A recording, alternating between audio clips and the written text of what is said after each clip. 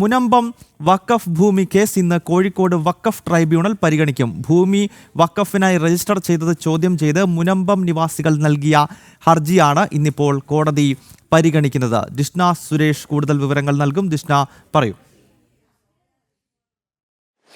കഴിഞ്ഞ ദിവസം കൊച്ചിയിൽ ചേർന്ന സിറ്റിംഗിൽ പറവൂർ സബ് കോടതിയിലുള്ള രേഖകൾ വിളിച്ചു വരുത്താം എന്നൊരു ഉത്തരവുണ്ടായിരുന്നു. അതിന് പ്രകാരമാണ് ഇത്തരത്തിൽ കോഴിക്കോട് വഖഫ് ട്രൈബ്യൂണൽ ഈ കേസ് പരിഗണിക്കുന്നത്. ഇതിൽ ഭൂമി വാങ്ങാനായി അതായത് 3 പേർ നൽകിയ മുനമ്പൻ നിവാസികൾ നൽകിയ ഹർജിയാണ് ഇന്ന് പരിഗണിക്കുക എന്നതാണ് ഇതുമായി ബന്ധപ്പെട്ട് നമുക്ക് അറിയാൻ സാധിച്ചിട്ടുള്ളത്.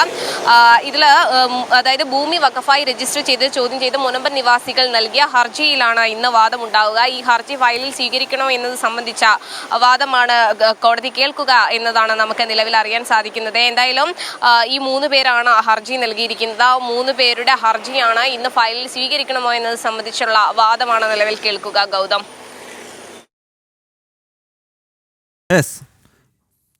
മുനമ്പം നിവാസികൾ നൽകിയ വഖഫ് വിഷയത്തിൽ നൽകിയ ഹർജിയാണ് ഇന്നിപ്പോൾ കോഴിക്കോട് വഖഫ് ട്രൈബ്യൂണൽ പരിഗണിക്കാൻ പോകുന്നത്. കോഴിക്കോട് നിന്നും ഈ വാർത്തയുടെ വിശദാംശങ്ങൾ നൽകുകയായിരുന്നു ജിഷ്ണ സുരേഷ്.